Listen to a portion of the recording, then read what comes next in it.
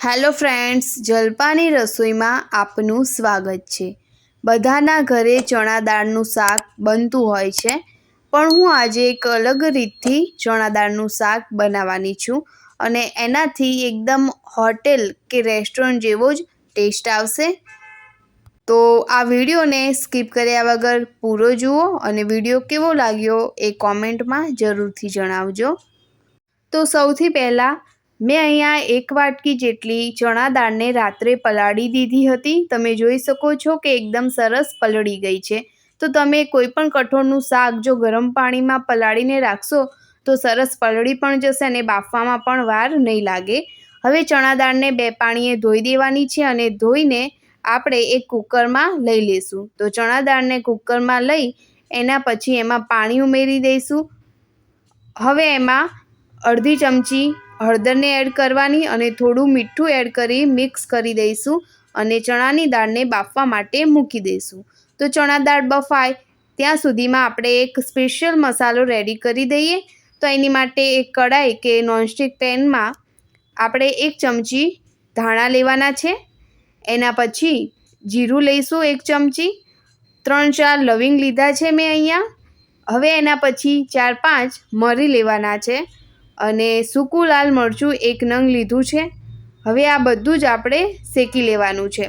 તો ધીમા તાપે આને શેકી લઈશું અને આનો એક મસાલો રેડી કરીશું જેનાથી એકદમ હોટેલ રેસ્ટોરન્ટ જેવો જ ટેસ્ટ આવશે। તો આપણા શેકાઈ ગયા છે બધા મસાલા। એના પછી એક મિક્સર જાર લેવાનું છે અને એમાં બધા જ મસાલાને એડ કરી દઈશું અને એને ક્રશ કરી દેવાના છે। તો અહીંયા આપણો મસાલો રેડી થઈ ગયો છે। તમે જોઈ શકો છો કે એકદમ ઝીણો નહીં અને વધારે કકરો પણ નહીં એવો તૈયાર કર્યો છે। હવે એના પછી એ જ મિક્સર જારમાં 1 નંગ સમારેલી ડુંગળીને એડ કરી દઈશું અને 1 નંગ લીલું મરચું એડ કર્યું છે। એના પછી 6-7 લસણની કળીને એડ કરી દેવાની છે।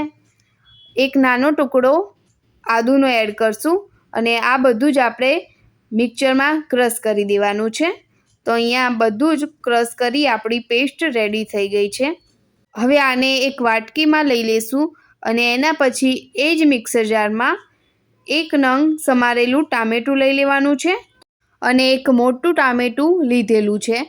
હવે એને આપણે ક્રશ કરી દઈશું। તો અહીંયા આપણે ક્રશ થઈ ગઈ છે, આપણી પેસ્ટ રેડી થઈ ગઈ છે।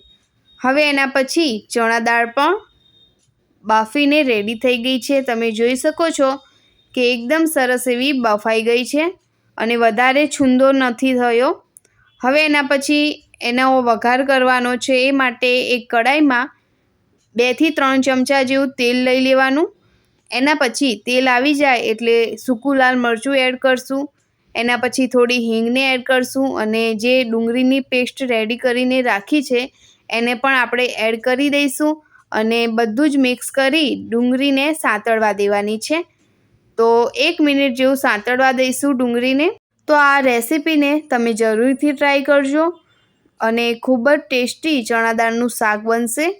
હવે એના પછી એમાં ટામેટાની ગ્રેવીને પણ એડ કરી દેવાની છે અને 3 થી 4 લીલા લીમડાના પાનને એડ કરી દેવાના અને બધું જ મિક્સ કરી દઈશું અને 2 મિનિટ જેવું સાંતળવા દેવાનું છે જેથી ટામેટાં અને ડુંગળી કાચી ના રહે।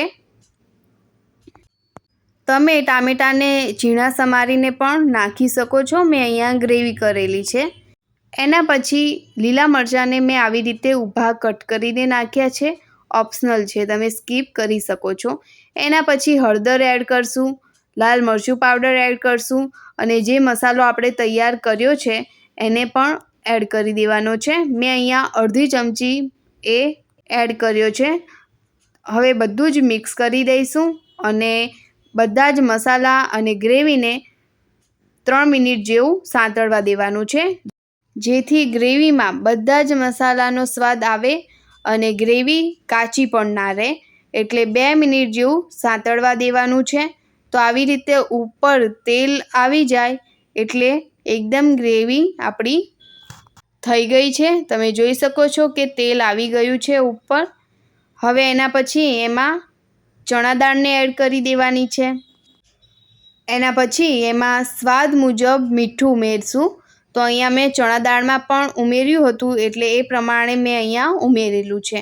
એના પછી કસૂરી મેથીને આવી રીતે હાથમાં લઈ મસળીને એમાં એડ કરવાની છે. એનો ટેસ્ટ ખૂબ જ સરસ આવે છે. એના પછી 1 નંગ લીંબુનો રસ એડ કર્યો છે. બધું જ મિક્સ કરી દઈશું અને તમે લાલ મરચું તમારા ઘરમાં જે પ્રમાણે તીખું ખાતા હોય એ પ્રમાણે તમે લઈ શકો છો. મેં અહીંયા મીડિયમ લાલ મરચું લીધેલું હતું એટલે એ પ્રમાણેનો એનો ટેસ્ટ આવશે. બહુ તીખું ખાતા હોય તો તમે લઈ શકો છો વધારે. એના પછી થોડું પાણી ઉમેરી દેવાનું છે. હવે આપણે ચણાની દાળને 2 મિનિટ જેવું ઉકળવા દેવાનું છે એટલે એકદમ સરસ એવા મસાલા ભળી જશે અને ચણા દાળ સરસ લાગશે.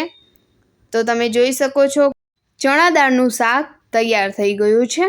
હવે એમાં કોથમીરને એડ કરશું અને બધું જ મિક્સ કરી દઈશું. તો અહીંયા ચણા દાળનું શાક તૈયાર છે. એક સર્વિંગ બાઉલમાં ચણા દાળનું શાક સર્વ કરીશું. જો રેસિપી ગમી હોય તો કોમેન્ટ જરૂરથી કરજો અને મારી ચેનલને સબસ્ક્રાઈબ કરવાનું ના ભૂલતા. મળીએ નવા વિડીયો સાથે.